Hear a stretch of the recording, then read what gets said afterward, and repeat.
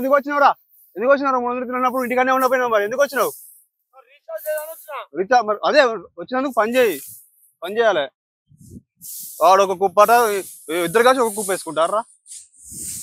పని చేసేప్పుడు ఎవరు రావద్దు.